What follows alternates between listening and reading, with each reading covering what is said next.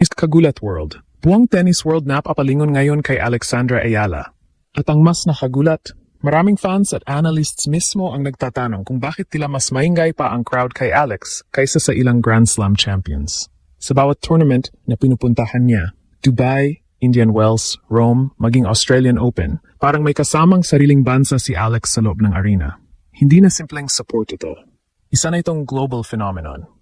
At habang may mga veteran stars na may mas maraming titulo at mas mataas na achievements, si Alex ang madalas laman ng social media clips, viral crowd reactions, at sold-out side courts. Sa Australian Open pa lang ngayong 2026, naging usap-usapan ang sobrang daming Pilipinong sumugod sa Melbourne Park para panoorin siya. Dahilan para mapansin maging ng international media. Pero bakit nga ba? Dahil si Alex ay hindi lang basta tennis player para sa mga Pilipino. Siya ang unang tunay na global Filipina tennis superstar. Siya ang mukha ng bagong Asian tennis generation. At higit sa lahat, dala niya ang emosyon ng isang bansang matagal naghihintay ng world-class athlete sa sport na traditionally dominated ng Europe at Amerika. Mas lalong lumaki ang kanyang pangalan matapos niyang talunin ang mga top players at Grand Slam champions nitong nakaraang taon. Umabot siya sa career-high world number 29 noong March 2026 at naging kauna-unahang Pilipinang nakapasok sa top 30 ng WTA rankings. Pero ang pinakaiba kay Alex, hindi lang tennis ang binibenta niya sa mundo. Personality, humility, aura, national pride. Kaya ngayon kahit hindi pa siya Grand Slam champion, parang superstar na ang trato sa kanya saan man siya magpunta. Nakakamangha talaga ang bilis ng pagsabog ng kasikatan ni Alex sa buong mundo. Dahil kung tutuusin, marami pang players ang mas accomplished sa kanya pagdating sa trophies at Grand Slam titles. Pero bakit kapag si Alex ang naglalaro, parang iba ang energy ng buong... Simple lang ang sagot. Bihira kasing makakita ang sports world ng atleta na kayang pagsamahin ang underdog story, national pride at superstar charisma sa murang edad.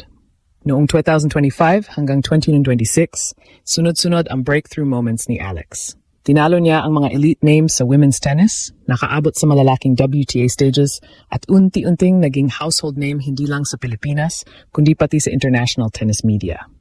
Ang mas nakakagulat, hindi lang fans ang nakakapansin. Maging dating Grand Slam champions, mismo nagsisimula ng ikumpara ang impact niya sa malalaking sports icons. Sa katunayan, sinabi pa ni Kim Clijsters na Michael Jordan sa Pilipinas si Alex dahil sa sobrang laki ng influence niya sa bansa.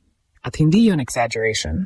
Dahil saan mang tournament maglaro si Alex, may wave ng Filipino supporters na agad sumusulpot. Sa Dubai Championships, napansin mismo ng tournament organizers ang sobrang daming fans ni Alex.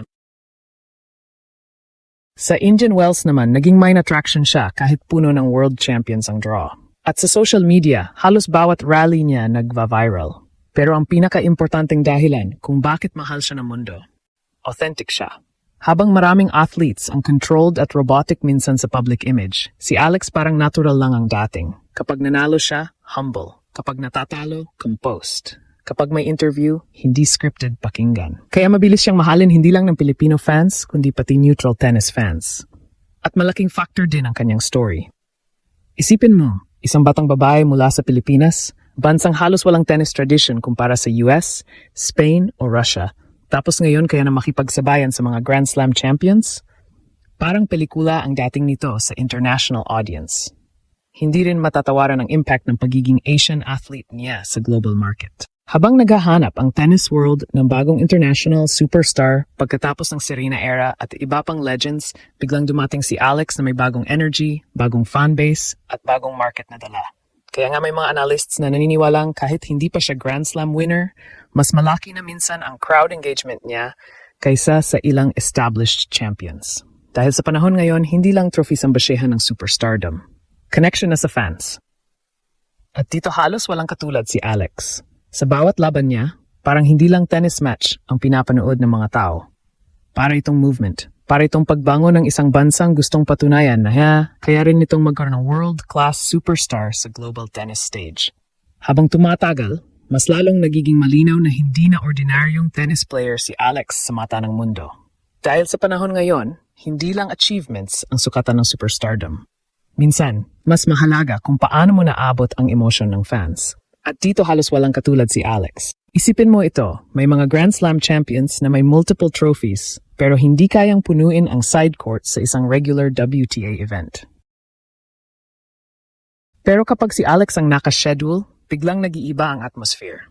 Biglang may flags, may chants, may crowds na parang nasa football stadium kaysa tennis court. Sa Indian Wells nga noong 2026, napansin mismo ng international media ang Alex Ayala effect dahil halos bawat laban niya nagiging main attraction ng tournament. At ang mas nakakagulat, hindi lang Filipino fans ang nahahatak niya. Maraming neutral tennis fans ngayon ang nagsisimulang suportahan si Alex dahil exciting panoorin ang kanyang laro. Aggressive, fearless, emotional, pero composed. Kapag may malaking kalaban, hindi siya natatakot. At iyon ang gustong-gusto ng modern tennis audience, yung player na kayang magdala ng drama, energy, at unpredictability sa court. Kaya nga kahit mga established stars, napapansin na rin ang impact niya. Noong 2025 at 2026, sunod-sunod ang giant-killing moments ni Alex laban sa mga top players. Natalo niya sina Iga Swiatek, Coco Gauff, at Jasmine Paolini sa magkakaibang tournaments. At doon nagsimulang magbago ang tingin ng tennis world sa kanya. Hindi na siya future prospect lang, isa na siyang tunay na threat sa elite players. Pero ang pinaka-importanting dahilan kung bakit mas maingay minsan ang pangalan niya kaysa sa ilang Grand Slam champions, representation. Para sa buong Southeast Asia, si Alex ay parang bagong mukha ng possibility. Sa loob ng maraming taon, bihira magkaroon ng globally recognized tennis superstar mula sa rehiyong ito. Kaya nang sumabog si Alex sa WTA Tour, parang milyon-milyong tao agad ang nakakaramdam na may pambato na tayo. At hindi lang iyon tungkol sa tennis. Kapag nananalo si Alex, parang panalo rin ng mga bansang matagal hindi napapansin sa global tennis stage. Kaya sobrang passionate ng suporta sa kanya. Hindi ito bandwagon fandom. Emotional investment ito ng buong rehiyon. Kaya kahit may mas maraming Grand Slam titles ang ibang players, si Alex ang isa sa pinaka-pinag-usapang pangalan ngayon sa women's tennis. At ramdam din ito ng mga organizers. Ayon mismo sa Australian Open feature noong 2026, isa si Alex sa mga batang players na energizing new fan bases worldwide dahil sa sobrang lakas ng hatak niya sa bagong audience at social media generation. Hindi lahat ng champion kayang gawin iyon dahil ang trophies pwedeng makalimutan minsan. Pero ang emotional connection sa fans, yon ang tunay na nagpapatagal ng superstardom. At habang papalapit pa ang French Open at Wimbledon season, mas lalong lumalaki ang hype sa paligid ni Alex. May mga analyst nang naniniwalang kapag nakagawa siya ng deep Grand Slam run ngayong 2026, posible siyang maging isa sa pinakamalalaking global sports stars na nagmula sa Asia.